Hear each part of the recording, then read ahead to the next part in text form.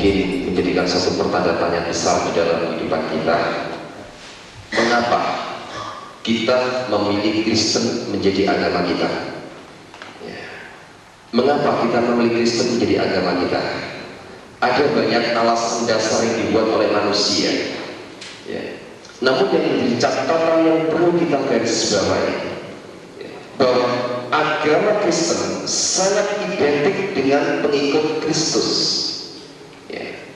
Dan semua manusia tahu, bukan saja orang Kristen, khususnya saudara-saudara kita di Bani Kedar, mereka tahu bahwa Yesus memiliki jalan yang lurus. Yesus memiliki jalan yang lurus, sehingga kekristenan kita ketika keluar dari rumah, kita sudah dipantau oleh mereka. Ucapan kita, tutur bahasa kita, langkah kita, pola pemikiran kita, semua apa yang kita kerjakan selalu dipantau oleh keberadaan kita, oleh kehidupan orang-orang Islam. Lantas bagaimanakah peran kita sendiri di tengah-tengah masyarakat? Yang setelah saya lihat saat ini adalah keterbalikan. Gereja sudah jadi diskotik, itu sudah banyak. Sungguh sesuatu yang sangat memprihatinkan ketika saat ini banyak sekali gereja sudah menjadi diskotik. Ini sangat membahayakan sekali kalau gereja sudah menjadi diskotik. Namun saat ini ada satu pertanyaan di dalam hati kita bersama. Kalau sudah gereja dijadikan sebuah diskotik, lantas apa yang harus kita perbuat sebagai laskar-laskar Kristus? Sudahkah kita memiliki kekristenan yang benar? Kalau boleh saya tanya pada pagi hari ini, siapa di antara Bapak Ibu Saudara sekalian yang boleh duduk di tempat ruangan ini yang pagi ini ingin diberkati Tuhan? Acuh tangan. Jangan diturunkan dulu, karena saya tahu bahwa malaikat di surga akan mencatat. Jangan diturunkan dulu. Dan saya mau tanya, siapa yang pagi ini siap mati untuk Tuhan? Jangan diturunkan dulu. Semua akan didukung Tuhan, bahwa semua siap mati untuk Tuhan. Puji Tuhan. Turunkan. Setiap orang yang ingin diberkati oleh Tuhan, berarti dia juga siap mati untuk Tuhan.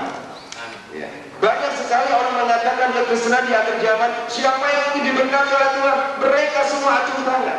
Tapi ketika saya tanya, siapa yang ingin mati hari ini untuk Tuhan, semua turun tangan.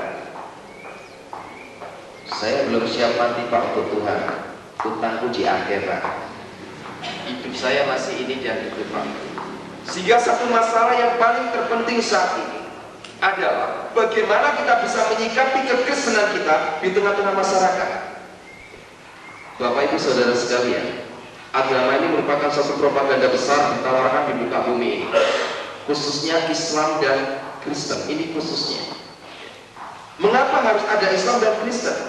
Mengapakah tidak ada Buddha, Hindu dan yang lainnya? Karena konteks Alkitab membawa Islam dan Kristen akan terus mengadakan satu persaingan. Tapi satu masalah yang terpenting, bahwa Yesus datang ke muka bumi ini bukan membawa agama.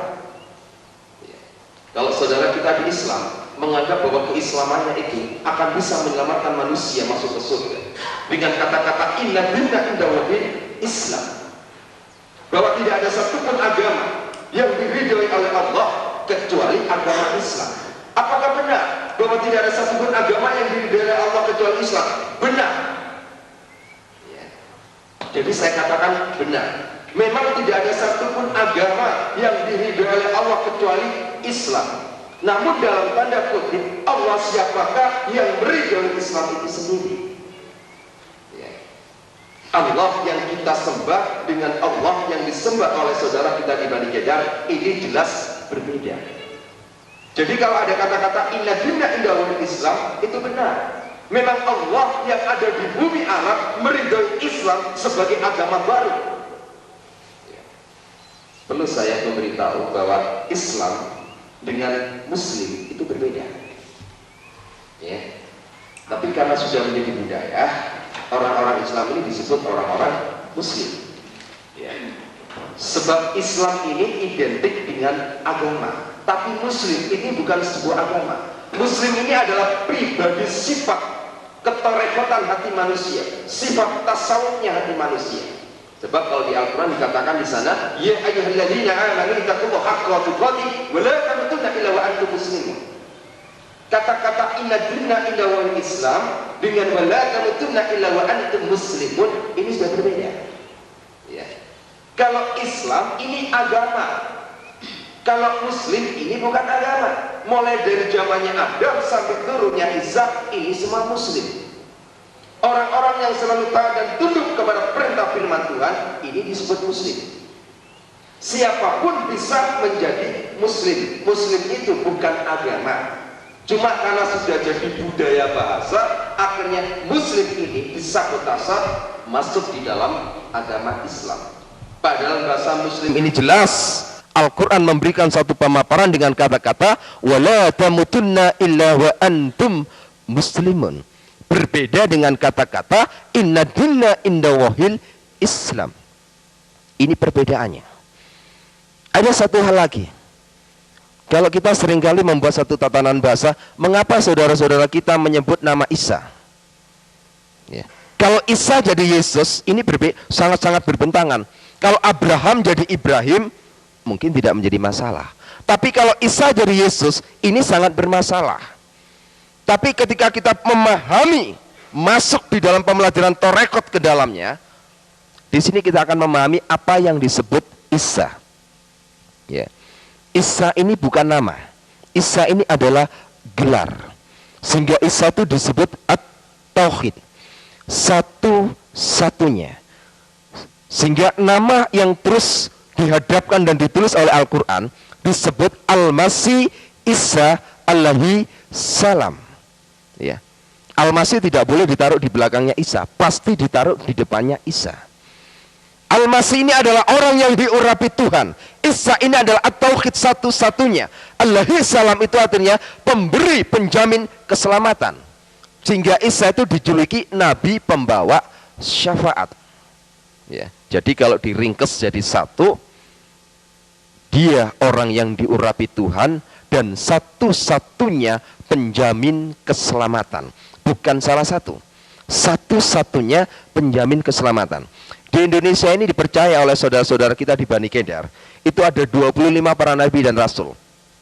Dan hanya ada 2 gelar nabi, yaitu Isa dengan Muhammad. Isa punya gelar AS, Muhammad punya gelar SAW. Nah, tapi sayang di Indonesia dari mulai zamannya Adam sampai turunnya Isa itu semua di belakangnya dikasih AS. Saya nggak mengerti bagaimana pola pemikiran di Indonesia. Saya nggak ngerti dia memakai paham yang bagaimana. Yang jelas gelar ini pengakuan seluruh umat Islam di dunia. 2 gelar ini hanya dimiliki 2 nabi. Ya. AS ini artinya Alaihi salam, pemberi penjamin keselamatan. Sehingga Yesus diberikan gelar Asyukru, perhiasan syafaat, pemberi jaminan keselamatan itu sendiri. Muhammad itu diberikan gelar SAW, Sallallahu Alaihi Wasallam, artinya adalah peminta jaminan keselamatan. Ini perbedaannya. Sehingga Muhammad diberikan gelar Nabi pembawa salawat. Yang satu Nabi pembawa syafaat, yang satu Nabi pembawa salawat. Ya. Syafaat ini bergerak untuk memberikan doa kepada seluruh umat manusia. Salawat ini peminta doa bagi seluruh umat manusia. Ya. Setiap habis orang sholat wajib hukumnya baca salawat. Setiap orang habis ngaji wajib hukumnya baca salawat. Allahumma sholli ala sayyidina Muhammadin wa ala ali sayyidina Muhammad ku anfusakum wa alinkum nar. Ya Allah, selamatkanlah junjunganku Muhammad wa ala alihi, selamatkan juga sanak kadang keluarganya. Ya. Wa sahbihi, selamatkan juga para sahabatnya. Ya. Ku anfusakum wa alinkum naro, dari ancaman Allah yang berupa neraka. Jadi kita tinggal memilih, mau memilih nabi yang membawa syafaat atau mau memilih nabi yang membawa sholawat. Tinggal kita memilih. Dan kita menawarkan kepada umat manusia, bukan menawarkan agama. Agama tidak bisa menyelamatkan manusia, Tapi kita tawarkan, mau meneruskan, mengikuti teladan junjungan yang akan memberikan jaminan keselamatan itu sendiri, atau meminta jaminan keselamatan itu sendiri. Kita sendiri belum tentu selamat. Bagaimana kita bisa mendoakan sang pemimpin? Ya. Jadi hadirnya sholawat itu ada riwayatnya sendiri. Ketika Muhammad pada usia 61 tahun, Muhammad tidak bisa mendeteksi racun yang masuk di dalam tubuhnya. Ya. Karena Muhammad diracun oleh istrinya sendiri. Jadi yang meracuni Muhammad waktu itu adalah istrinya sendiri. Istri yang ke-17. Jadi istrinya Muhammad itu total semua 22. Istri yang ke-17 ini meracuni dia 2 tahun. Kata orang Jawa ini digawe kembang amben, mati gak mati, urip gak urip, mudune surat Yasin. Ya. Mudune surat Yasin. Kita melihat sekarang saudara-saudara kita, ketika mereka melihat orang sakit, orang lagi nazah, orang yang lagi sekarat, pasti diturunkan surat Yasin.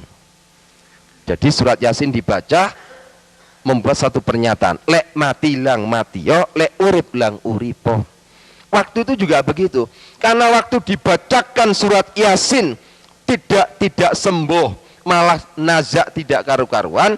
Akhirnya Muhammad mengumpulkan seluruh keluarga dan para sahabatnya untuk memberikan doa keselamatan supaya segera hari itu juga nyawanya dicabut. Nah, setelah diturunkan bahasa sholawat ini dengan kata-kata Allahumma sholli ala Sayyidina Muhammadin wa ala ali Sayyidina Muhammad, baru Muhammad meninggal. Ini satu hal yang paling terpenting yang perlu kita garis bawahi supaya kita bisa memahami kekristenan yang kita bawa, agama yang kita bawa. Sebab kalau kita mempropagandakan bahwa agama kita ini paling benar, kita harus mempertanggungjawabkan kekristenan kita di tengah-tengah umat Islam. Ya. Kalau kita bisa melihat dalam Galatia 4, di sana jelas dikatakan ada 2 perempuan. Ya. Yang satu Hajar, yang satu Sarai. Harusnya ada 3 kan? Harusnya ada 3. Ada Sarai, ada Hajar, ada Keturah. Harusnya ada 3. Tapi di situ hanya ditulis 2. Dan Tuhan katakan 2 perempuan ini adalah perempuan ketentuan Allah. Ya. 2 perempuan ini adalah perempuan yang ditentukan. Yang satu dari perempuan merdeka, yang satu dari perempuan hamba. Kita ini adalah lahir dari perempuan-perempuan yang merdeka, bukan perempuan-perempuan hamba. Kita ini adalah anak-anak raja, tapi sanggupkah derajat anak raja itu kita pegang? Kita mengatakan bahwa kekristenan ini lebih baik dari agama orang lain. Kita akan uji. Kita akan uji mulai dari kita bangun pagi. Ketika adzan subuh dikumandangkan oleh mereka, yang menjadi pertanyaan kita, di manakah orang Kristen waktu ada adzan subuh? Tidur, kemulan selimut, ngorok. Bagaimana mungkin kalau kita mengatakan bahwa agama Kristen ini adalah agama yang lebih benar daripada agama Islam? Padahal ketika saudara kita di Bani Kedar mengumandangkan suara adzan subuh, orang-orang Kristen lagi tidur, tapi ngomong agama jarene luwe api. Ketika saya tanya jawab dengan seseorang Kristen, jawabannya ringan. Betul, ini jawabannya plesetan, cuma ringan, cuma konyol. Dia bilang, saya ibaratkan Pak, wong Kristen niki majikan, anake raja niku lak majikan. Tiang Islam niku kan anak hamba, pembantu. Sakniki lek injing-injing niku sing tangi dhisik niku majikane napa pembantune? Ini plesetan cuma konyol. Kan pasti pembantune Pak. Nggih masak rumuyin, resik-resik muyin. Majikan niku kajenge tangi injing, tangi awan, tangi sore kan mboten masalah. Napa gunane Pak bayar pembantu? Kan pembantu niku kedu tangi rumiyin. Saya jawab, baik. Kalau gitu ingatlah bahwa kata-katamu akan ditulis di dalam Alkitab. Mangke tenggonin roko niku bek anake raja. Sebab Tuhan mengatakan yang terdahulu menjadi yang terkemudian menjadi yang terdahulu. Yang bukan umatku akan aku sebut umatku. Nanti akan banyak orang-orang Bani Kedar satu persatu diambil oleh Tuhan. Diambil untuk dipersiapkan menjadi laskar Kristus. Tapi banyak orang-orang Kristen ketuk pintu, Tuhan bukakan pintu surga. Apa kata Matius 7 ayat 21-22? Aku tidak kenal kamu. Aku tidak kenal kamu. Enyah kamu iblis pembuat kejahatan. Padahal dia katakan, Tuhan, bukankah aku selama hidup di dunia ini berseru atas namamu, bernubuat demi namamu? Aku tidak kenal kamu. Karena kenapa? Ya ini akibat. Lek terus tiang Jawi niku napa sih? Lele nduk, lek tangi aja kedisian petik kluruk ya. Engko rezekimu dicocok petik. Ojo petik kluruk mbono adzan subuh wong Kristen tambah kupinge ditutupi. Gak wong-wong lapo kok bro-bro ae sih. Wena-wena wong turu ana wong bro-bro. Padahal subuh ini melambangkan bagaimana Yesus bangkit dari alam kubur. Di pagi-pagi buta Yesus sudah bangkit dari alam kubur. Sama tangga tendang Islam, nopo kok sholat subuh. Tiang Islam sholat subuh niku wonten rong perkara dasar. Kaping pisan, dasar yang diletakkan oleh orang Islam karena dia mengingat bagaimana Yesus Isa itu bangkit dari alam kubur, tepatnya itu pas subuh. Itu menurut iman keyakinan mereka. Kaping kali, tiang Islam niku nopo kok sholat subuh karena mereka yakin bahwa Yesus itu nanti akan datang ke muka bumi ini pada hari kiamat itu nanti tepat pada subuh. Dua masalah inilah yang membuat orang-orang Islam bangun dari tidurnya dan sujud menyembah di dalam sholat subuh. Lek tiang Islam niku saged menghargai kebangkitan Tuhan Yesus, saged keweden karena sing jenenge Isa alaihissalam niki makin dugi ten dinten kiamat pas subuh. Kenapa kita sebagai anak-anaknya jauh daripada semuanya itu?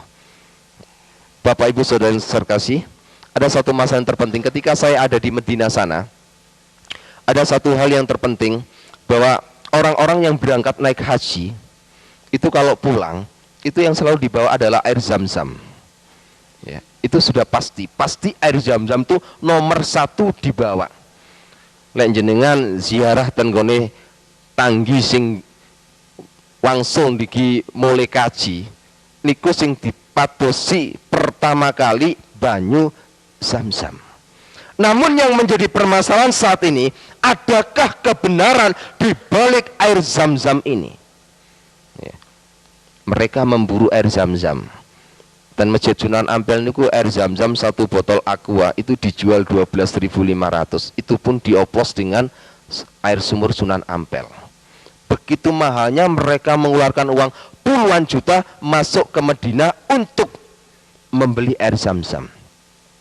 Tapi betulkah bahwa air zam-zam ini ada? Ini yang menjadi permasalahannya. Betulkah bahwa air zam-zam ini ada?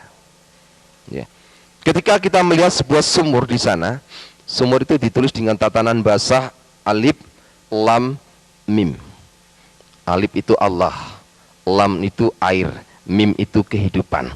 Dipercaya bahwa sumur ini mengeluarkan sumber air kehidupan. Menungso niku sing dinteni niku banyu. Banyu niku wonten lambange ten nggone Gusti Yesus. Orang Buddha itu yang dinantikan juga Yesus. Tanya ke orang Buddha. Di dalam kitab Weda 268, di sana dikatakan bahwa seluruh umat Buddha menantikan Buddha terakhir.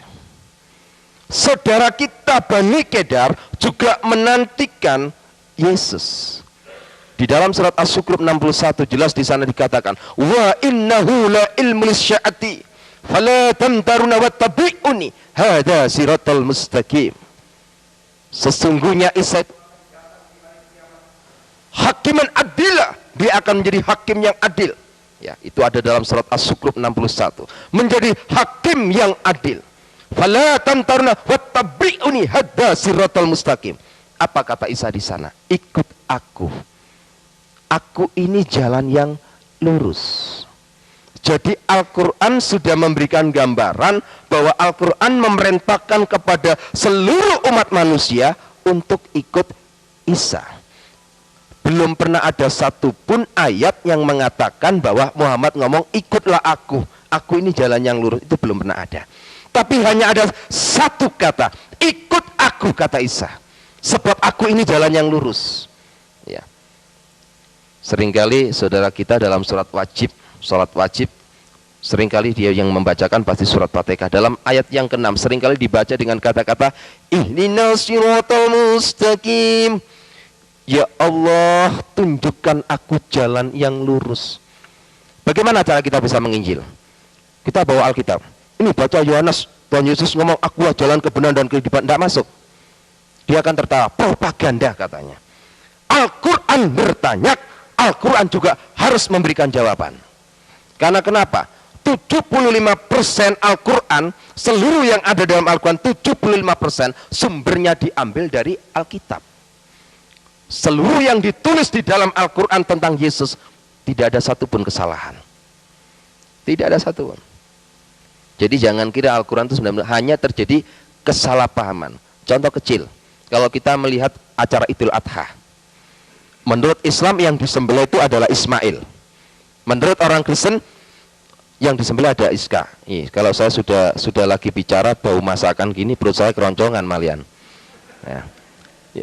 Tapi benarkah ini? Coba tanyakan ke saudara-saudara kita di Bani Kedar. Ya, saudara kita di Bani Kedar tuh kalau lagi bicara, itu pasti yang ditanya hanya satu, endi dalile. Nah, bapak-bapak ibu juga tanya begitu. Endi dalile nang Al-Qur'an lek sing dibeleh iku Ismail. Dudukno dalile, dudukno ayate, dudukno kitabe. Tidak ada satupun ayat yang menyampaikan bahwa yang disembelih itu adalah Ismail. Nggak ada satupun ayat. Ya, justru yang disembelih oleh Ibrahim menurut Al-Quran adalah Iska, walaupun nanti pada akhirnya diganti domba. Jadi Al-Quran tidak pernah ngomong Ismail. Di dalam kitab suci Al-Quran yang diomongkan, yang disembelih itu bukan Ismail. Ada banyak contoh kecil orang Islam tidak percaya kepada penyaliban. Bagaimana mungkin? Tidak ada satupun ayat Al-Quran yang tidak mengakui bahwa Yesus itu tidak disalib. Al-Quran mengakui mulai dari kelahiran, keselamatannya, dari penyaliban sampai dibangkitkan hidup kembali. Rabbana atina fid dunya hasanah wa fil akhirati hasanah wa qina adzabannar. Kalau kita melihat di dalam surat Maryam 33, kalau saya terjemahkan dalam bahasa Indonesia, jelas di sana dikatakan, selamatlah ketika aku dilahirkan, kata Isa. Selamatlah ketika aku mati. Selamat pula ketika aku dibangkitkan hidup kembali. Dan pada ayat 34 jelas di sana dikatakan, Isa fa innahu rakhulullah kalimatu. Isa selalu mengatakan perkataan yang benar, yang mereka selalu berbantahkan kebenaran itu. Dan dia adalah rohnya Allah itu sendiri. Dan dia adalah kalimatuhu nurjana. Dia adalah firman yang hidup dan cahaya surgawi. Itu Isa. Jadi orang Islam ini mengapa kok sama orang Kristen? Kita mulai kembali pada Alkitab dulu. Diawali dari Kejadian 16. Tuhan sudah memberikan satu penulisannya, bagaimanapun juga nanti hadirnya dari Bani Hasyim menurunkan Bani Kedar yang diturunkan dari Ismail disikapi dengan satu bahasa. Dia seperti keledai liar. Sekarang kita balik, sanggupkah orang Kristen ini jadi pawang-pawangnya keledai liar? Bukan lihat keledai liar malah lari, malah takut. Banyak orang Kristen lihat keledai liar malah takut. Tidak usah takut. Bagaimanapun kita harus mempunyai kemampuan dan dibimbing oleh Roh Kudus untuk menjadi pawangnya keledai liar, supaya kita bisa menjinakkan keledai itu. Ya, ini yang harus kita garis bawahi. Setelah saya banyak hal, 3 tahun ketika saya di Afghanistan, ada banyak pembicaraan dari tokoh-tokoh Islam di sana. Kenapa orang Islam itu bisa benci sama orang Kristen? Satu, timbulnya roh iri hati. Tidak ada satupun ayat Al-Quran yang membicarakan bahwa umat Islam ini dijamin keselamatannya. Tidak ada satupun. Dan tidak ada satupun mengatakan bahwa bangsa Arab ini adalah umat pilihan yang diberkati oleh Tuhan. Ini enggak ada. Mereka iri. Mereka bertanya, untuk apa aku percaya kepada Al-Quran? Kalau Al-Quran ternyata membicarakan agamanya orang lain, membicarakan umatnya orang lain, membicarakan junjungan lain. Hal sesuatu yang enggak masuk akal. Muhammad ditulis di Al-Quran itu cuma 2%. Yesus ditulis di Al-Quran 75%. Sesuatu yang aneh. Harusnya itu Yesus ditulis 2%, Muhammad ditulis 75%. Ini keterbalikannya. Sehingga banyak orang Islam mulai berpikir, kenapa kok bisa begini? Dia terus cari. Dia kepingin tahu, diberkatilah ala Abraham, ala Yakub, ala Iska, dan harus ditambah ala Ismail. Al-Quran tidak pernah menemukan dan menulis satu ayat pun tentang diberkatilah ala Ismail. Selalu dikatakan diberkatilah ala Abraham, ala Iska, dan ala Yakub. Di manakah Ismail? Mereka protes. Mereka protes, kenapa Tuhan ini nggak adil? Sangat-sangat tidak adil. Di mana letak Ismail? Kalau kita mau kembalikan kepada Alkitab, Al-Quran ini merespon dengan kejujurannya. Kenapa? Karena Ismail menurut Alkitab memang tidak pernah ada berkat. Ya, berkat yang dicurahkan Tuhan kepada Ismail dikarenakan satu hal, permintaan dari bapaknya. Kalau bapaknya tidak minta berkat kepada Tuhan untuk dicurahkan kepada Ismail, Tuhan nggak akan memberkati Ismail. Jadi Tuhan memberkati, menganugerahkan kepada Ismail karena permohonan Ibrahim. Sehingga Al-Quran tidak pernah, mereka mulai bingung. Kenapa? Dari kecemburuan inilah akhirnya mereka membuat satu hal yang sangat paten. Al-Quran tidak boleh dibahasakan. Al-Quran harus dibahasakan sesuai dengan bahasa aslinya. Apa yang terjadi di Indonesia? Terjadilah sebuah tatanan bahasa Iqra, tata cara membaca Al-Quran. Baca tok itu sudah ibadah, baca tok itu sudah dapat pahala. Di akhir zaman wong Kristen melok-melokan Iqra, Alkitab cuma dipocot tok, ora dilakoni. Kalau menurut orang Islam baca Al-Quran ini dapat pahala dan ibadah. Menurut keyakinan orang membaca Alkitab ini bukan ibadah, ini bukanlah pahala. Sebab apa? Moco gak dilakoni ya percuma. Ya, banyak kan salah tafsir jemaat kepada pendeta. Pagi kita baca satu pasal, ya sudah dibaca satu pasal, mari ditutup sudah selesai. Enggak ubahnya kan seperti mereka Iqra. Dan ketika sumur yang ada di sana itu disebut sumur alif lam mim. Coba periksa nanti di Al-Quran. Tidak ada satupun ahli penterjemah yang berani mengatakan ini. Nggak ada. Nggak ada. Dan air sumur yang masuk ke Masjidil Haram itu tempat untuk orang-orang air berwudu. Ya, itu di pagar betis. Jadi sumur itu tidak boleh dilihat oleh satupun juga. Jadi orang-orang yang berangkat naik haji itu hanya lihat dari luar pagar betis. Sebagai mitos dia percaya bahwa sumur itu mengeluarkan sumber air kehidupan yang disebut air Zam-Zam.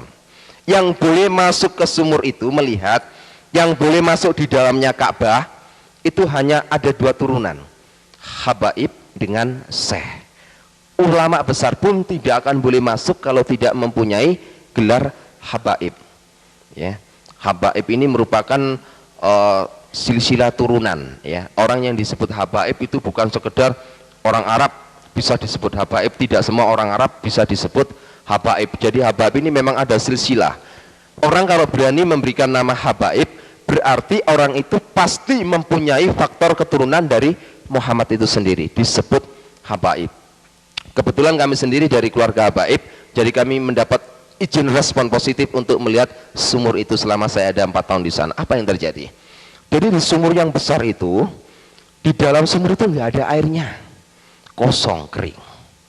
Yang menjadi pertanyaan kita saat ini, lantas yang dibawa orang-orang yang pulang naik haji ini apa? Ya, padahal dia yakin diambil dari sumur ini, padahal sumur ini kosong. Ternyata dari dam yang besar ini disuling oleh orang-orang Arab. Ya, disuling untuk dijadikan air Zam-Zam. Jadi sebenarnya yang dibawa oleh orang-orang pulang dari Mekah masuk ke Indonesia ini bukan air Zam-Zam yang ada di dalam sumur ini, tapi yang benar adalah air Zam-Zam made in PDAM Arabia. Jadi memang itu air PDAM, bukan air Zam-Zam yang ada dalam sumur ini. Sesuatu hal yang sangat mengerikan, tapi mereka begitu percayanya, yakin. Karena kenapa? Manusia ini sangat membutuhkan sumber air kehidupan. berapapun nilai harganya dia beli. Kita harus berbangga jadi orang Kristen, karena kita mempunyai Allah sumber air kehidupan gratis. Tapi banyak orang Kristen tidak mau dikasih gratis, banyak tidak mau. Ya, banyak sekali tidak mau. Ya, saya pernah diundang di sebuah gereja. Saya ketika menyoroti, saya hanya memberikan satu perumpamaan. Tadi ada beberapa jemaat itu tersinggung ketika persembahan saya sampaikan ketika persembahan dikilikan, saya bilang, setiap persembahan di depan saudara, tangan saudara tidak memasukkan, berarti Anda sudah menolak sumber air kehidupan itu sendiri. Nah, menolak sumber air kehidupan itu sendiri, padahal gratis. Saudara kita di Islam berapa puluh juta untuk naik ke Mekah, yang dibutuhkan cuma satu, air Zam-Zam. Ya. Orang-orang yang berangkat ke Mekah itu sebenarnya tidak lebih dari sebuah ziarah dan tur saja. Ya. Setelah itu dia putar Ka'bah, 7 kali keliling Ka'bah. Dia putar. Kalau bapak-bapak ibu-ibu lagi ke sana, kalau melihat orang-orang di sana, itu kalau kita duduk termenung, saya pernah sama teman-teman saya, beberapa santri di sana, duduk termenung sambil berpikir.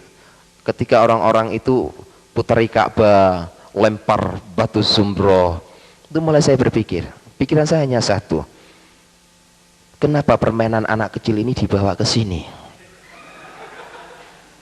Coba anak kecil itu kan sebenarnya muter-muter, habis muter keliling Ka'bah, 7 kali keliling, setiap orang mencium Hajar Aswad, rebutan ngambung Hajar Aswad itu rebutan.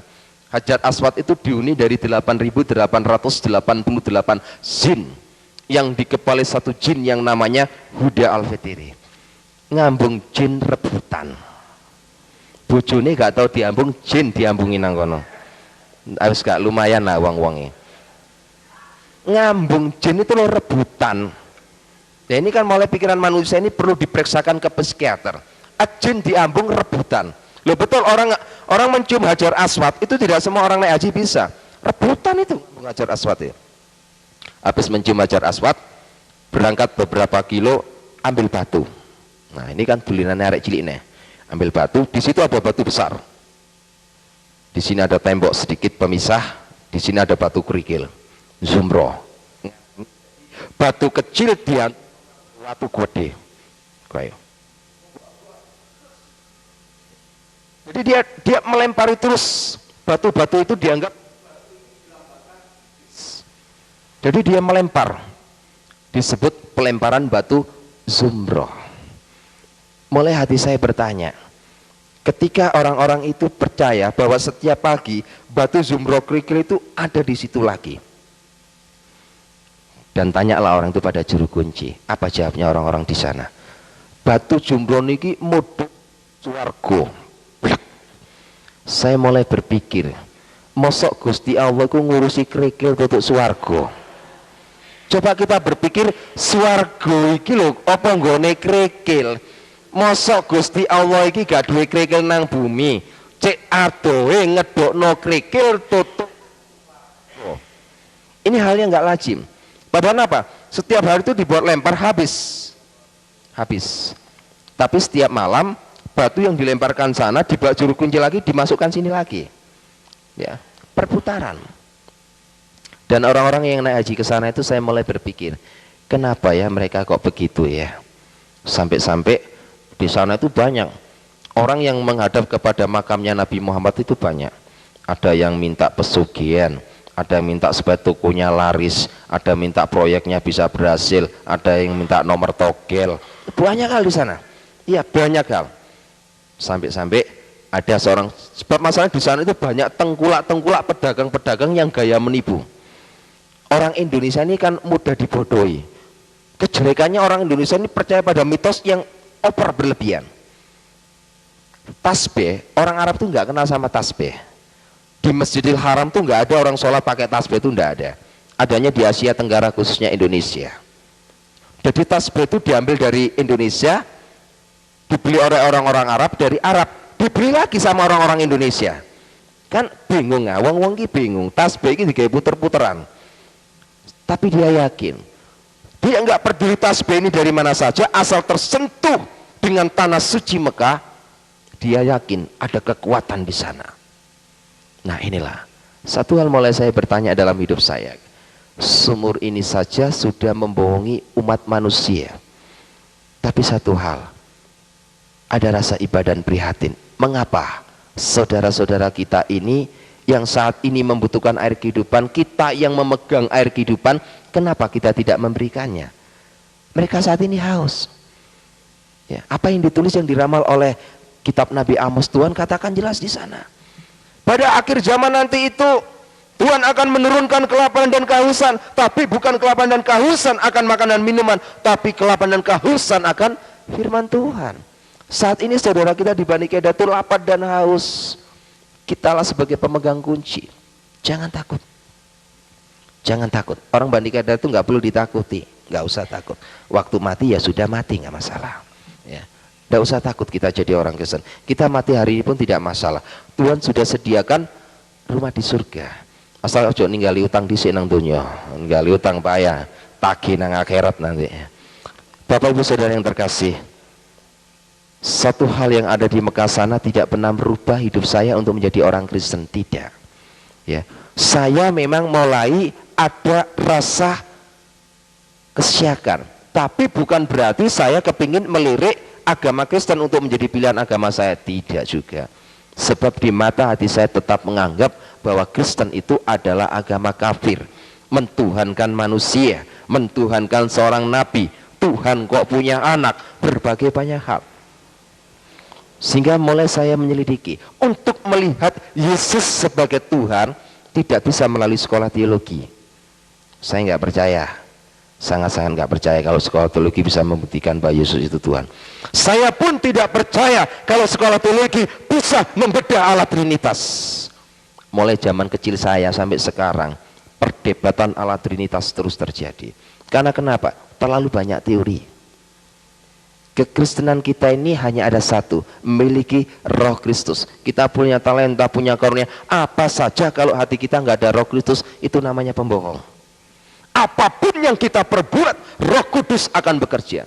Ketika saya diundang oleh Ki Haji Mansuri di Pondok Pesantren Al-Fatah di Pasuruan pada tanggal 11 November waktu itu, pertemuan membahas Allah Trinitas.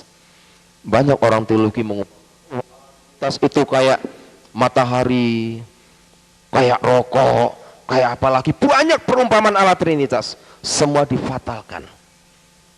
Saya hanya katakan, subhanallah, Allah Trinitas adalah Allah Trinitas, tidak bisa disamakan dengan satupun. Allah yang saya sembah adalah Allah yang esa. Allah yang saya sembah, Allah yang tidak bisa dilihat. Sampai sekarang anak saya Nur Saida itu, anak saya yang pertama, ya, dia anak pertama yang baru masuk di sekolah SMA Negeri 5 Surabaya, itu barusan masuk Kristen, tapi dia sudah memenangkan banyak jiwa teman-temannya. Dia sudah dibentuk menjadi laskar yang begitu kokoh. Ketika anak saya didatangi oleh teman-temannya Islam di SMA, dia tanya, kebetulan di ruang tamu ada sebuah poster gambarnya Tuhan Yesus.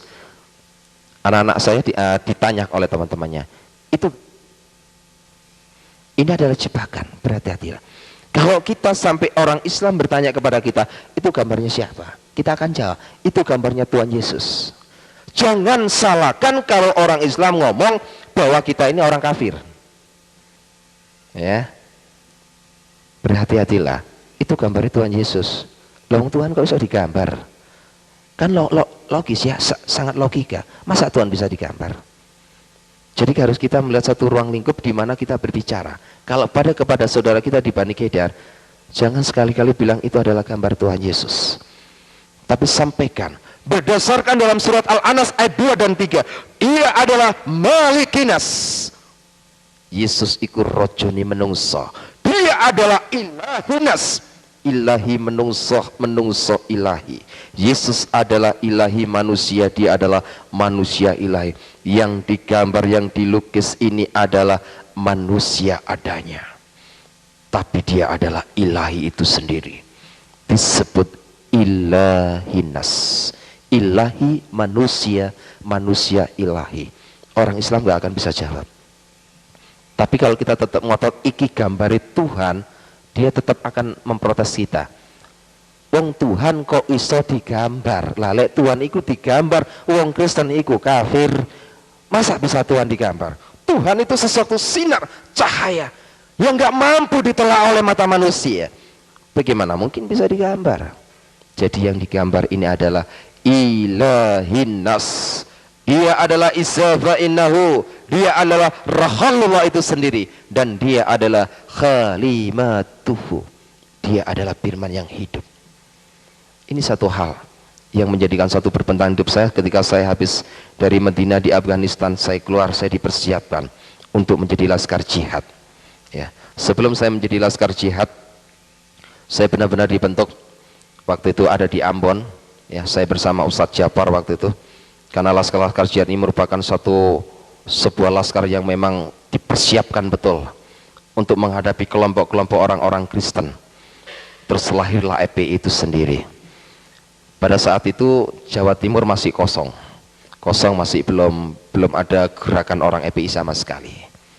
Belum ada orang gerakan EPI sama sekali, sehingga Habib Rizki waktu itu memanggil saya. Saya disampaikan bahwa seluruh Dewan Pengurus yang ada di EPI meminta saya untuk memimpin menjabat EPI di Jawa Timur. Karena tugas EPI harus dicerahkan kepada orang yang punya gelar habaib. Kalau nggak ada embel-embelnya habaib, tidak boleh. Akhirnya saya pimpin.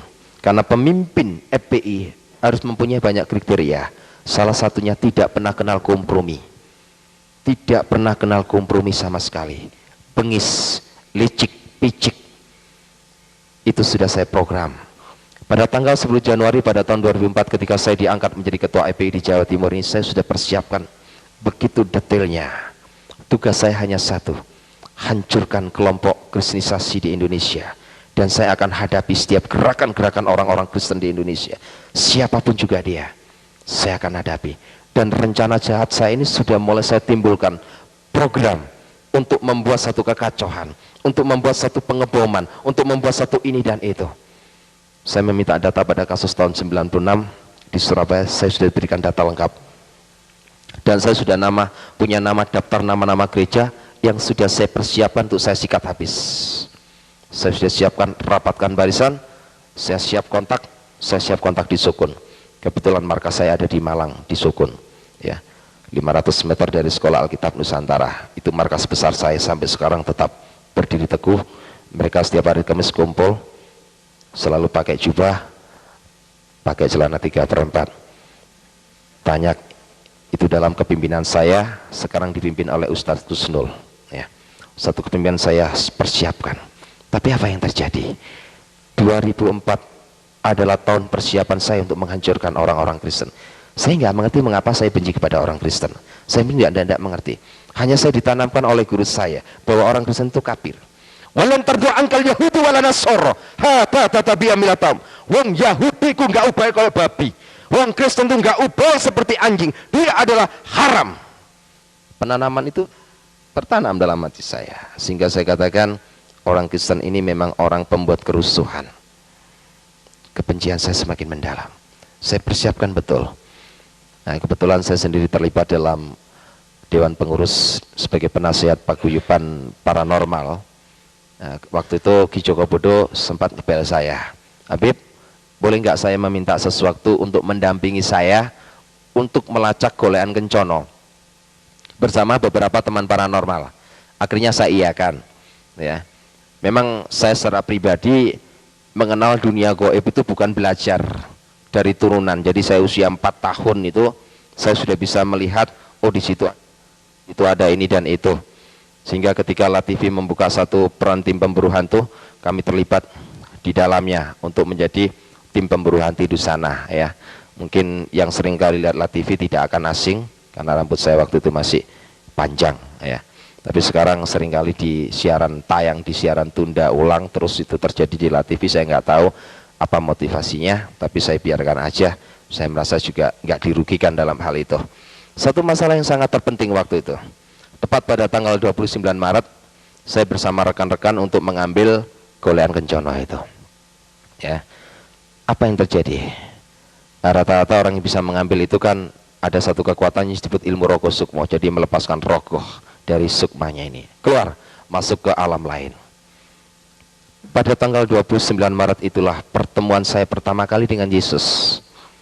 Saya ambil, terus saya lacak, saya baca segala bentuk cara. Saya nggak menemukan apa-apa. Di belakang saya ini ada yang pegang pundak saya. Assalamualaikum Mahrus. Suara itu sangat menggema. Dan saya yakin suara itu tidak pernah saya rasakan selama saya mengenal dunia jin. Ya, ketika tangan itu menyentuh pundak saya, ada sebuah power yang masuk. Saya ini seringkali mengislamkan jin, karena selama hidup saya punya 182 jin yang saya islamkan, yang menjadi santri saya. Jadi ngajinya sama saya. Nah, itu. Jadi saya itu senang mengislamkan jin. Lebih-lebih kalau pikiran saya sudah sumpek di dunia, saya masuk ke alam jin. Karena alam jin itu cantik-cantik, beda dengan Gondoruo. Ya, kalau Gondoruo itu tidak ada yang cantik, semua jelek-jelek. Ya, kalau jin itu orangnya di sana itu memang cantik-cantik. Sehingga orang-orang dari paranormal kalau sudah masuk ke alam jin, banyak kan, paranormal itu banyak menikah dengan bangsa halus, itu banyak menikah dengan jin. Paranormal yang pikirannya sudah EQ-nya sudah jongkok sampai menikah dengan Gondoruo pun juga sering terjadi.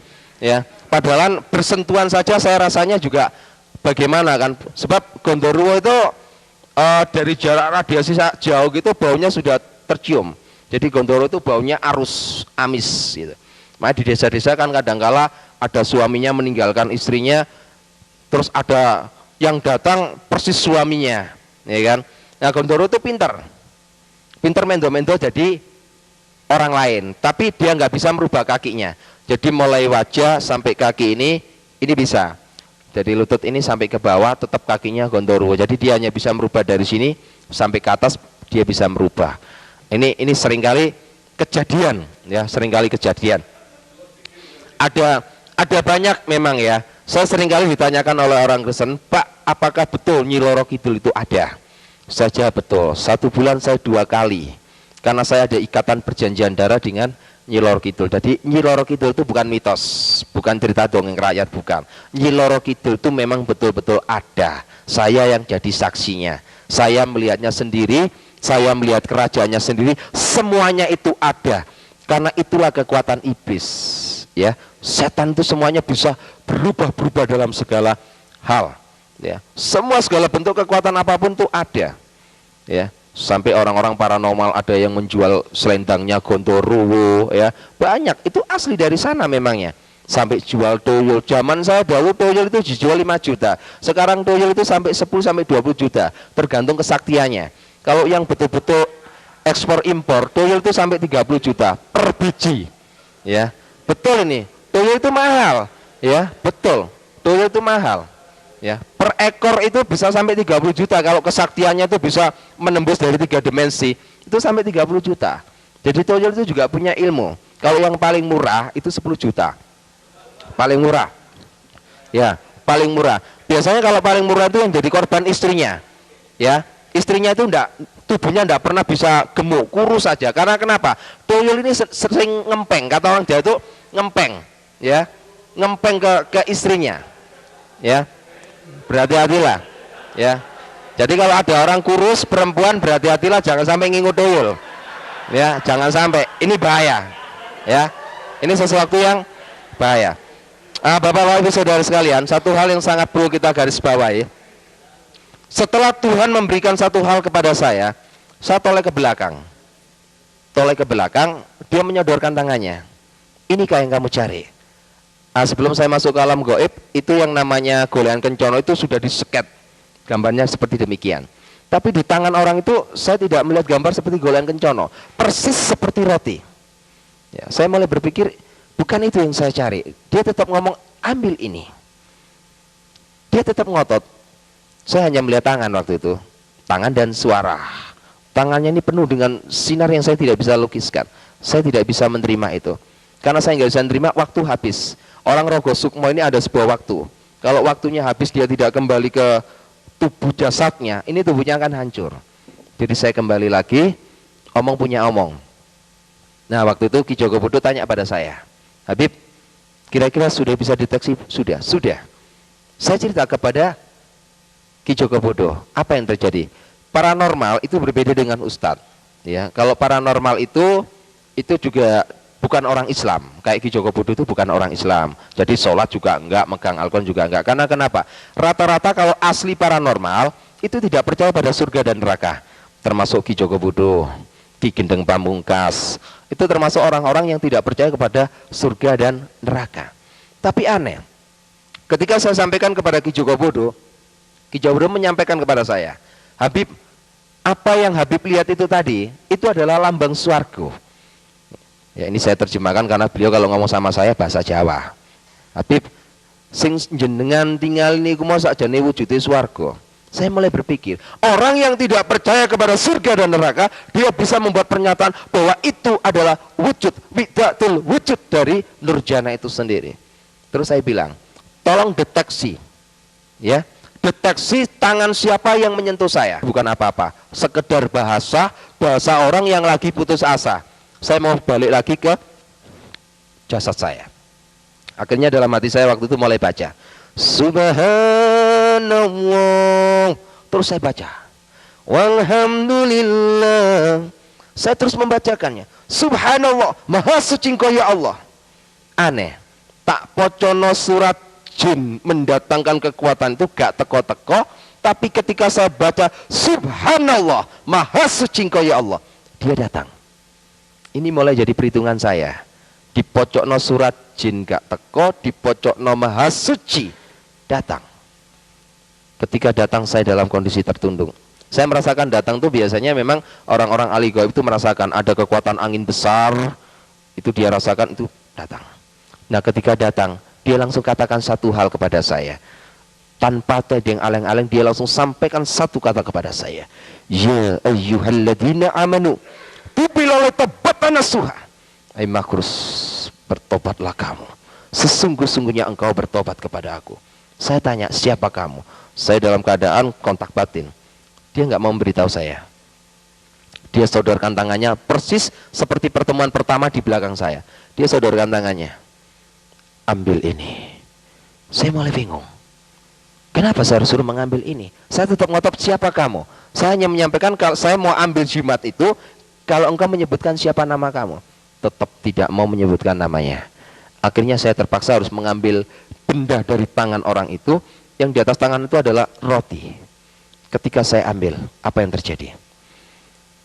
Roti itu hilang dari tangan saya, masuk dalam seluruh organ tubuh saya. Ada hal yang sangat aneh, saya merasa 43 tahun saya pikul beban berat. Ketika saya ambil roti dari tangan itu, beban berat ini hilang. 43 tahun saya pikul beban itu, hari itu juga lepas begitu saja. Saya mulai merasakan begitu indahnya. Kalau saya boleh pinjam bahasanya orang Jawa, setelah saya ambil jimat itu, ada kekuatan yang luar biasa. Pikulan ini hilang, beban ini hilang. Saya merasakan ada sebuah kedamaian yang tidak pernah saya miliki selama hidup. Sebab kedamaian dan kebahagiaan selama 43 tahun itu adalah sebuah kedamaian yang hampa, semu, palsu. Tapi setelah saya menerima jimat itu, saya merasa ada satu kekuatan yang Masya Allah, luar biasa. Akhirnya saya tanya, siapa kamu? Baru dia katakan kepada saya. Dia katakan begitu indahnya dengan tegas seperti yang saya sampaikan tadi. Isa fa innahu, aku yang selalu mengatakan perkataan yang benar kepada kamu. Roh Allah, aku adalah roh Allah itu sendiri. Wa khalimatu, aku adalah firman yang hidup. Saya tersujud tersungkur kepadanya. Dia dekati saya masih ingat waktu itu. Dia dekati saya, dia katakan pada saya, aku akan utus kamu seperti domba di tengah-tengah serigala. Ada satu hal yang membuat saya marah. Saya mempunyai satu sifat pribadi yang jelek. Kalau saya lagi marah sama orang, saya langsung tatap wajah orang itu. Tidak peduli siapapun juga dia. Dan ketika orang itu ngomong pada saya, aku utus kamu seperti anak domba di tengah-tengah serigala, saya marah. Marah saya itu begini. Orang ini seperti balas dendam kepada saya. Mungkin selama hidup saya jahat kepada umatnya, dia balas dendam. Buktinya apa? Buktinya dia pura-pura datang kepada saya diutus seperti anak domba di tengah-tengah serigala. Coba jenengan saged pikiraken, lek ono anake wedhus ditekek nangoni tengah-tengah serigala, niku pasti mati. Pikiran saya waktu itu juga gitu. Ini berarti balas dendam. Orang ini mau membunuh saya. Maksud saya itu jangan dijadikan saya sebagai anak domba. jadikan saya sebagai harimau, serigala, ataupun apapun yang saya siap hadapi serigala. Maksud saya itu begitu. Tetap dia katakan, aku mengutus kamu seperti anak domba di tengah-tengah serigala. Saya katakan, Tuhan, hati saya ini keras, Tuhan. Tapi Tuhan katakan dalam Yeskiel 36 ayat 26 jelas di sana kata, aku akan memberikan roh yang baru kepadamu. Aku akan memberikan hati yang baru kepadamu. Hati yang taat. Dan menjauhkan kamu dari hati yang keras.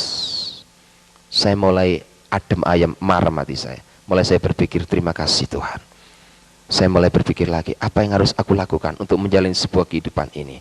Saya mulai berpikir, kita memang harus seperti anak domba. Anak domba di tengah-tengah serigala.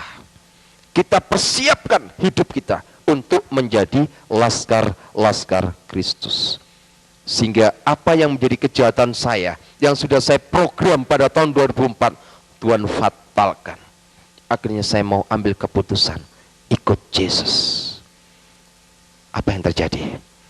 Saya tidak bisa diterima oleh istri sama 5 anak saya. Saya mulai datang door to door dari gereja ke gereja, meminta pandangan pendapat dari pendeta-pendeta. Setiap gereja yang saya masuki, isinya hanya satu, syudon. Tidak ada satupun gereja yang nggak syudon kepada saya. Nggak ada yang gereja kusnudon sama saya. Semuanya itu syudon. Ya. Satu pencurigaan yang berkelebihan. Nggak mungkin ada orang EPI bertobat. Ini pura-pura mau menghancurkan orang Kristen dengan cara begini. Hati kecil saya mulai berbicara. Lek menghancurkan orang Kristen saya nggak perlu berpura-pura. Langsung saya datangi walaupun di siang bolong. Itu sifat saya. Saya bukan seseorang yang harus mendatangi orang di malam hari. Siang bolong pun tidak perlu Anda datang di tempat saya. Saya yang akan datang di tempat Anda. Jadi hati saya waktu itu menangis. Berangkat kemana-mana ditolak. Pulang di rumah istri saya cemberut saja. Coba bisa kita bayangkan. Suami teko pegel-pegel, bojo cemberut. Isine mangkel. Saya doa sama Tuhan. Tuhan Yesus, kalau engkau memang memanggil hambamu menjadi hamba yang benar, nyatakan kuasamu Tuhan. Aku tidak perlu mendoakan oknum-oknum pendeta yang menolak aku. Biarlah itu adalah hakmu Tuhan. Tapi aku berdoa untuk istri sama 5 anakku. Nyatakan, kalau engkau memang memanggil aku, nyatakan kuasamu, engkau akan memanggil istri sama 5 anakku. Tuhan buktikan. Walaupun saya terus datang pada istri sama, akhirnya istri dan anak-anak saya bisa terima Yesus. Walaupun melalui proses yang begitu panjang. Akhirnya saya tawari dibaptis, baptis saya, istri sama 2 anak saya berangkat dibaptis. Ketika saya pulang dari baptisan, apa yang terjadi? Pikiran istri saya, orang habis dibaptis itu ada damai, ada berkat, ada begini. Namanya orang masih awam. Apa yang terjadi? Rumah sudah hancur. Dihancurkan oleh orang-orang EPI. 3 anak saya masih kecil-kecil sampai dempis di lemari. BRT sama RW tidak bisa berbuat apa-apa.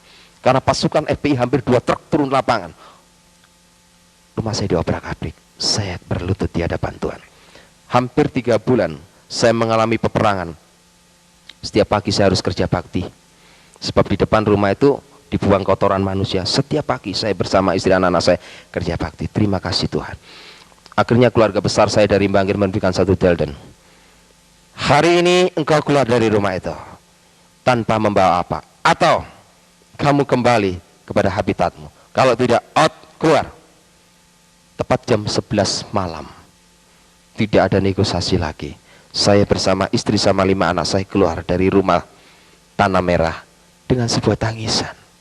Tuhan, inikah jawabanmu? Saya nangis. Akhirnya saya dihadang oleh beberapa hamba Tuhan. Malam itu juga saya langsung ditaruh di sebuah rumah. Banyak hamba-hamba Tuhan menawarkan saya, Bapak berangkat dulu saja supaya lebih aman Pak. Ada yang sembunyi dulu Pak, lebih aman Pak. Saya berdoa pada Tuhan, Tuhan kemana engkau taruh aku Tuhan? Apa kata Tuhan? Kamu jangan kemana-mana Markus, tetap di Surabaya. Sebab akulah Tuhanmu. Akulah Tuhanmu. Tidak sehelai rambut pun akan jatuh dari tubuhmu. Tidak aku kehendaki. Saya buktikan itu. Setelah saya pindah dari Tanah Merah ke Sidoyoso, saya jalani hidup bersama istri sama. Walaupun terus intimidasi, teror terus terjadi. Tapi apa yang saya lakukan? Saya mulai berkembang, merapatkan barisan dengan salah satu organisasi, ya, bukan organisasi gereja ini, sebuah paguyuban. Saya buka satu pemuritan Islamologi di sana. Jaring jiwa. Mulai dari Rungkut Mapan Tengah, saya buka di Wiyung, saya buka lagi di Margomulyo. Ya, yang terakhir ini saya buka di Margomulyo, sungguh luar biasa.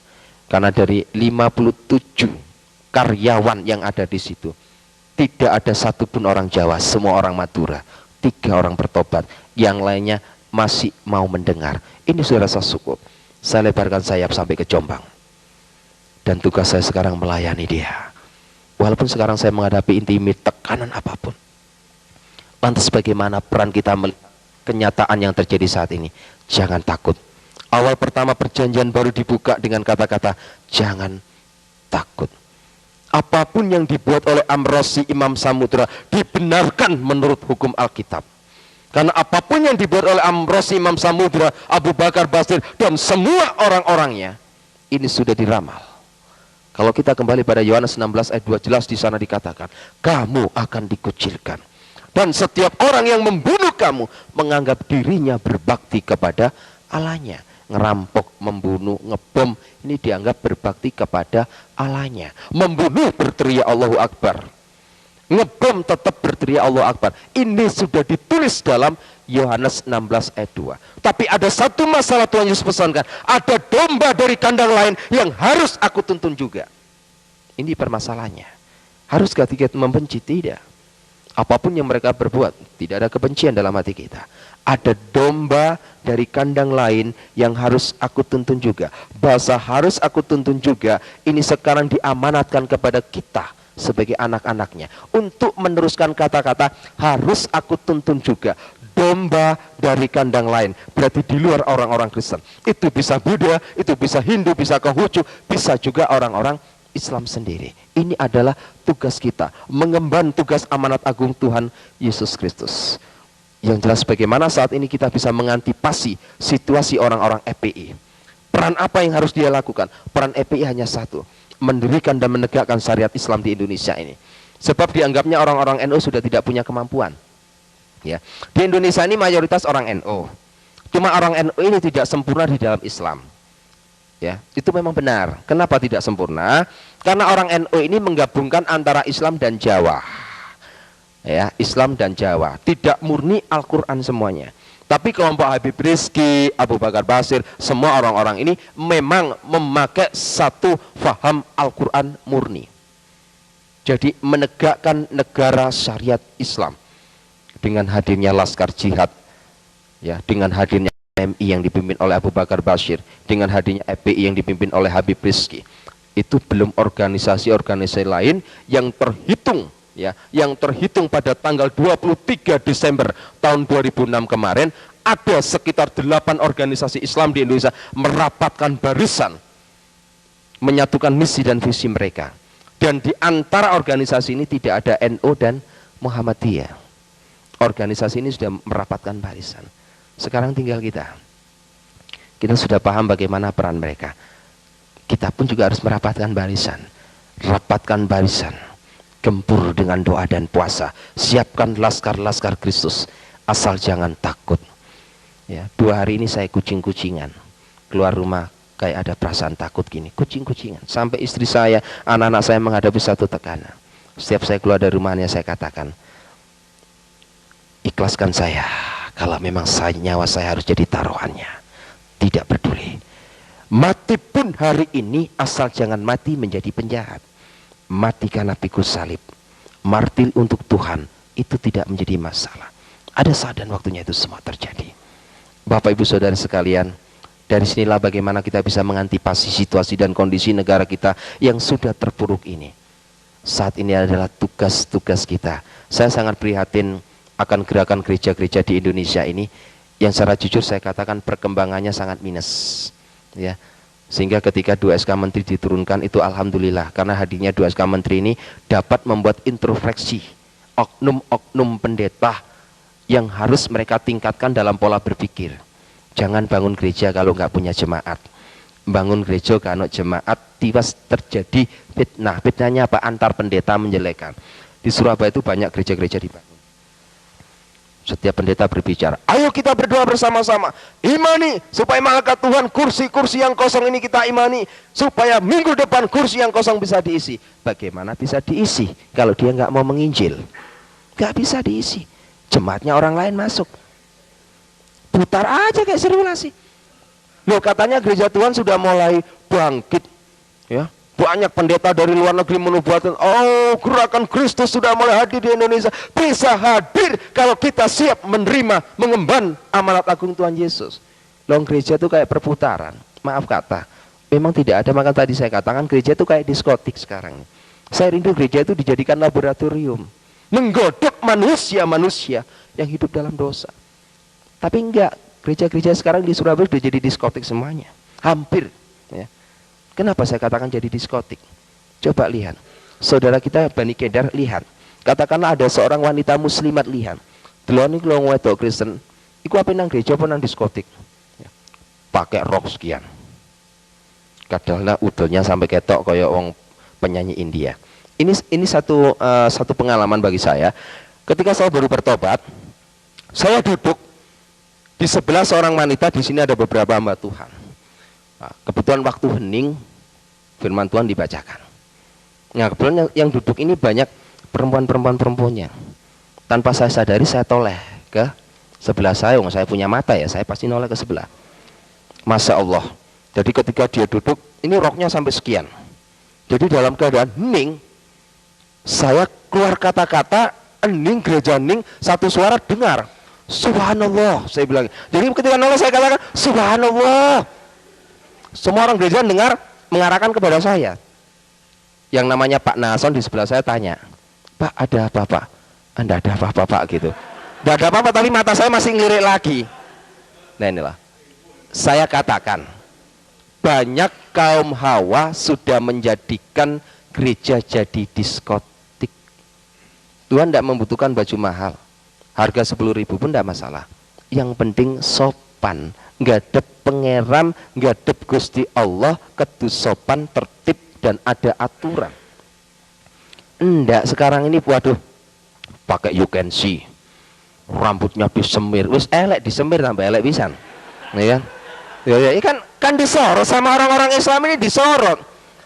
Karuane wong luar negeri penyanyi rong ganteng-ganteng, wong Indonesia akeh sing elek disemir, wis malah gak karu-karuan. Kita ini cobalah tampil beda boleh, tapi setidak-tidaknya lah bercermin. Oh, kulitku ki kaya ngene ya gak usah disemir lah. Ya kan? Kadang kala ada yang anting-antingan tindian, gelangan. Loh, ini gereja. Ini bukan diskotik. Saya pernah khotbah gitu, habis gitu seorang gembala ini menyampaikan kepada diaken-diakennya supaya tidak mengundang saya lagi. Karena kenapa? Iki lewat makhluk iki diundang nangin bawa balik jemaatku entek buyar. Mangan apa aku? Enggak apa-apa. Saya katakan hamba Tuhan harus belajar seperti Gideon. Enggak usah akeh jemaat. Ya, coba Gideon, 300 saya cukup siap bertempur. Banyak-banyak juga enggak ada hasilnya. Halal perpuluhan, tapi gak barokah dari orang Islam. Gak barokah. Barang halal belum tentu barokah loh. Banyak yang terima perpuluhan itu karena apa? Jemaahnya banyak. Gak barokah. Tiwas gegeran air rumah tangganya apa? Mangan barang sing gak barokah. Didik cuma barokah. Ya, ini hal yang Tuhan minta dalam kehidupan kita. Ya, ini saya mohon maaf kepada Bapak Pendeta maupun Bapak Gembala. Ini saya ndak nyinggung, ini kejadian di Surabaya memang terjadi seperti begitu. Jadi saya cerita apa adanya. Saya ndak nyelekan pendeta, ndak. Saya pengen menyampaikan, ya, kalau kita jadi pendeta, ya, jadilah pendeta Daud. Saya itu pengen begitu. Kalau pendeta Daud itu enak, sadar kita ini manusia, nggak lepas dari kesalahan, kekurangan, tapi konsekuen. Salah, cepat ambil keputusan, cepat bertobat. Nah begitu. Tapi enggak, akhir zaman ini banyak pendeta kayak Saul, salah ngeyel, ya kan? Ini lambangnya. Karena kenapa? Kaken pendeta gak ditakbisno, gak diurapi Tuhan atas kemauan manusia. Makanya saya bilang, kalau mau ngangkat pendeta, tolong dipikir dulu. Ya, jangan seringkali mengangkat. Kan sekarang ini banyak orang suka angkat-angkat pendeta, diangkat pendeta. Jangan, ngangkat pendeta itu harus melalui satu kriteria yang betul-betul disaring murni. Akhirnya kenapa? Ditakbiskan berdasarkan kemauan manusia. Hasilnya jadi pendeta Saul. Sekarang banyak. Pokoknya 1 pendeta Daud, 10 pendeta Saul di gereja itu. Ini terjadi. Akhirnya apa? Jemaatnya mulai imannya rapuh. Karena apa? Ucapan pendeta ini hanya untuk akal-akalan dan pendeta. Ya. Ucapan kita ini berarti sabdo pandito ratu. apapun yang keluar dari kehidupan kita akan menjadi kenyataan. Karena kenapa? Yang kita tunggu itu nanti berdasarkan ilmunya orang Jawa. Engko deloken mudhun nanggone zaman akhir iku Ratu Adil sing jenenge Heru Cokro. Heru Cokro ini maksudnya sing nggawa banyu kauripan. Siapakah dia? Dia adalah Yesus itu sendiri. Kita harus ambil satu keputusan. Apapun yang terjadi, kita ambil satu keputusan. Merubah semua paradigma pola pikiran kita untuk menjadi orang Kristen yang benar. Ya, orang Islam melihat Yesus ini jalan yang lurus, berarti pengikutnya harus jalannya yang lurus. Lek ana wong Kristen mlakune bengkok-bengkok, berarti itu bukan pengikut Kristus. Iki lho KTP ku agama Kristen. Berarti aku pengikuti Kristus. Oh, Kristus iku dalane lurus, berarti mlakuku lurus. Lek ana wong mlakune bengkok-bengkok, tolong KTP-nya nanti siang diterawang lagi begini. Kalau perlu tanyakan ke Pak Camat, betulkah agama saya Kristen, Pak? Oh iya benar. Kalau gitu saya ini pengikut Kristus. Apapun yang aku lakukan, hatiku, pikiranku, perasaanku harus juga terdapat di dalam Kristus Yesus. Ya. Satu pesan saya, jangan takut mati. Ya. Karena semua yang hadir di sini tadi sudah acung tangan, wis dicatat karo malaikat nang kono. Wis kuwabe acung tangan berarti siap mati. Jangan sesalkan. Ya. Coba lihat yang ada di Adam R, enggak ono sing acung tangan mati ndisiki. Mayat pun tidak ditemukan. Banyak pendeta, banyak anak-anak Tuhan itu durung ngacung tangan, terus mati dhisik. Wallahu alam. Kenapa Tuhan membuat begitu? Hanya Tuhan yang tahu.